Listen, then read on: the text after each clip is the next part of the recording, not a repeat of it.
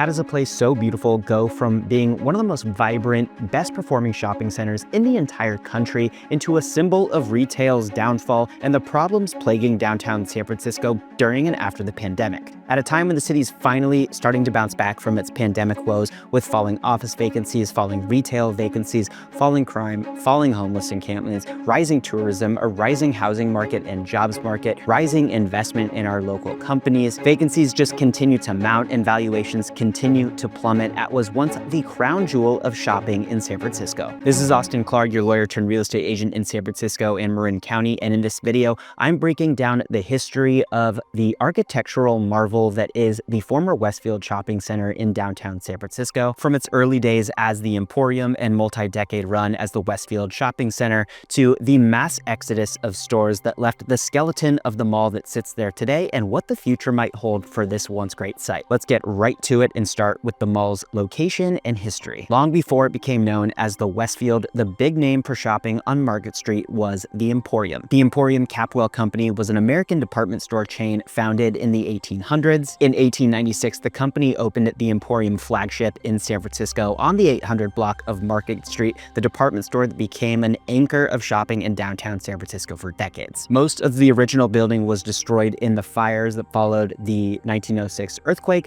but as the city started to rebuild itself, the Emporium did as well, preserving the iconic facade and expanding its presence on that 800 block of Market Street. And by the mid-1900s, the Emporium had become one of the most highly regarded retail centers with beautiful Beaux Arts architecture, a gigantic glass dome that in and of itself was a destination for city residents and visitors alike. It was the heart of a then thriving Market Street until it wasn't. By the late 20th century, as department stores across the country struggled and as Emporium's parent company experienced its own unique economic troubles, the flagship closed and left an historic shell in the heart of downtown San Francisco. But that wasn't the end for the Emporium. A few years before Emporium had closed, a brand new mall opened immediately next door on that 800 block of Market Street that was owned by Westfield. In the early 2000s, Westfield and a company called Forest City that owned the vacant Emporium site struck a deal to jointly redevelop the building and create a massive mega shopping center complex, a single complex on Market Street that combined the two separate spaces. And the budget for this redevelopment was insane, at nearly $500 million. The redevelopment preserved the Emporium's original facade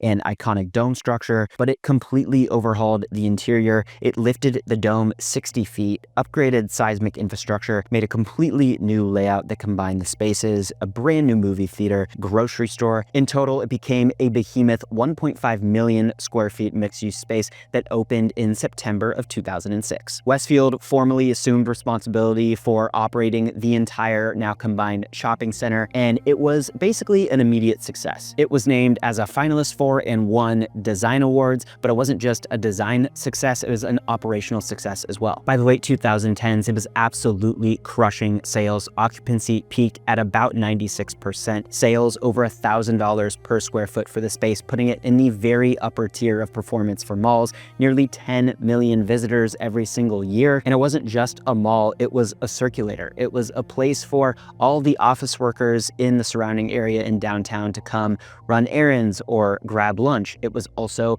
connected to transit. It also connected Market Street to Mission Street, which had a ton of businesses around them. It was the pride and joy of indoor shopping in San Francisco, and then came 2020. Before I get to how things shifted there leading up to and during the pandemic, if you could do me a huge favor, if you like videos about San Francisco's history, about San Francisco real estate, current events, new developments, or the San Francisco lifestyle, subscribe to my channel because I make videos about that stuff every single week. And if you're thinking about purchasing a place in the city and you want to know how all the changes that we're seeing across the city are impacting our local real estate market, reach out to me. I was a lawyer at one of the biggest law firms in the world before getting into real estate, and I've helped numerous people relocate here from all over the country. I'd be happy to be a resource for you. I'll put my contact info in the description below. Reach out anytime. And now let's get back to the rise and fall of what is probably the most infamous mall in the entire country. Mall Malls throughout the country, not just in San Francisco, experienced a downturn leading up to and definitely during the pandemic, with the rise of e-commerce and an overall trend in shrinking retail,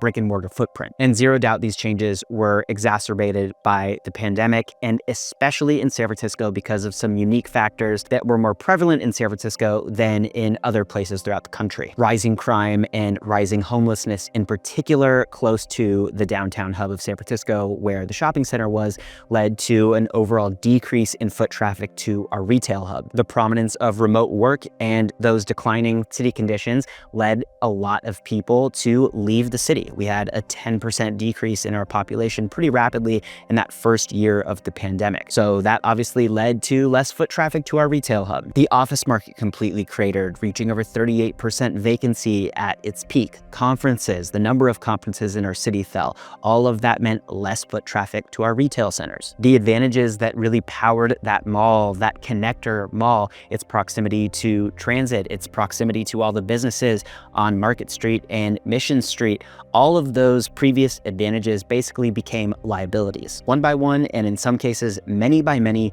retailers shut down their stores at the mall. By early 2023, visitorship to the mall had fallen over 40%. Retail occupancy went from almost 100% before the pandemic to a little over 50% by 2023. The mall that once generated over $44 million in net operating income in 2019 was now losing tens of millions of dollars. The mall became worth hundreds of millions of dollars less than the outstanding loan balances that the property secured. In June of 2023, the owners of the mall, which included Westfield and Brookfield, announced that they were going to stop making mortgage payments on the loan and hand the building over to their lenders. That same summer, Nordstrom announced that they were going to be closing its doors, so one of the mall's big anchor tenants was closing down, the first real signal that this is probably the end for the mall. The Century Theater Multiplex also closed that same month. In September of 2023, American Eagle's owners filed a lawsuit against the mall's management, claiming negligence, allowing the mall's conditions to get to the point that they had gotten to, failure to maintain common areas, creating unsafe conditions, or allowing unsafe conditions to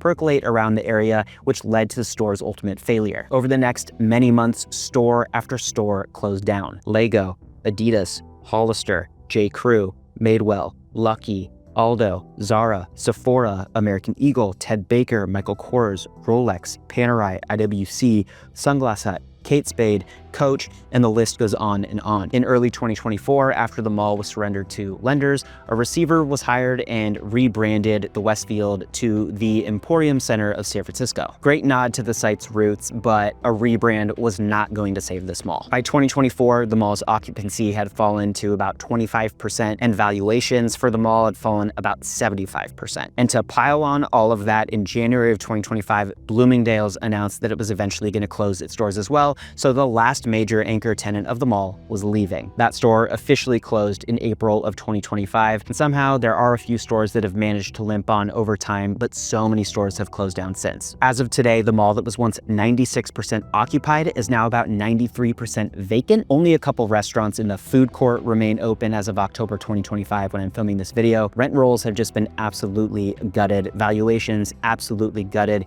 Everything that was once great about this mall has been absolutely gutted. And because nobody is making payments on the mortgage, the debt load continues to mount. Eventually, it was announced that the mall was going to be auctioned in 2024, so hopefully a new steward could take over, potentially right-size the ship. But the auction that was supposed to take place over a year ago has since been delayed multiple times. We're now up to 8 delays, and we still have no prospect in sight for a potential new owner and no idea when an actual auction might actually take place. There have been a ton of ideas of what might come next or what should come next for the building. Some of these ideas more plausible than others, none of these necessarily tethered to the economic realities of redeveloping a space like this in today's economic conditions. I've heard calls for residential conversion with smaller office footprints. I've heard proposals for a soccer stadium in the heart of the city. I've heard proposals for a mixed-use, college campus. I've heard proposals for major office and lab spaces. All of these sound potentially cool, and maybe all of them are, becoming slightly more feasible as interest rates fall and as San Francisco embarks on its comeback. Believe it or not, retail is improving in the city. Retail vacancies are falling. Crime is down dramatically. Homeless encampments are down. Tourism is back on the rise. Office vacancies are falling again. The housing market is rising again. There's hundreds of billions of dollars of investment coming back into San Francisco, into tech companies. BART and Muni ridership are up. There are so many things happening for the better right now in San Francisco, except at this mall. I've got a separate video going over all of those trends in more detail. If you want to learn more about San Francisco's impossible comeback that it's already started, go check it out. I'll link it in the description below. But despite that overall uptick citywide, the problems persist and continue to mount for this mall in particular. The reality is, with interest rates where they are and construction costs where they are, redeveloping something of this scale is extremely expensive. And complicating things even more is that part of the land the mall sits on is actually owned by the San Francisco Unified School District, which leases that space to, or leases that land to the mall's owners. And that lease is up for potential renegotiation in 2043. So if somebody were to come in and buy this now and spend several years redeveloping it, by the time they open, there's not going to be that much time for them to operate and make their money back before those renegotiations and eventual rent hike occur in 2043. So it's just making the prospect of, investment there even less tenable. My guess is that the building might eventually be broken up into, more financially manageable pieces, and different things will be developed in different spaces. But ultimately, it's anyone's guess at this point. It's just such a big space, and it makes it so difficult to have like a full-blown retail redevelopment there. Obviously, that's just what I think. Would love to know what you think in the comments and what you would like to see there. The city has done a lot to pave the way for new development, streamlining a lot of the very complicated processes, removing a lot of the barriers to entry from like a legal and regulatory perspective, but the financial markets are still really difficult, making redevelopment there very tough. It's really sad. This used to be one of my favorite places to shop. I would come here after work when I used to work downtown all the time. I would love to see it return to its former glory. It remains one of the most beautiful buildings in San Francisco, that dome in the middle. It's an incredible space to experience. If you want to be kept in the loop about updates to the building, make sure to subscribe to my channel, because I'll definitely be keeping you posted of new news. And if you're thinking about relocating in San Francisco, I've lived here for over 13 years and I've helped numerous people relocate here from all over the country. I'd be happy to be a resource for you. I'll put my contact info in the description below. Reach out anytime. And before you go, make sure you check out that video I mentioned earlier, all about San Francisco's impossible comeback, all the positive trends we're seeing across the city right now. I'll link that in the description as well. I hope you enjoyed the video, and I'll see you in the next one.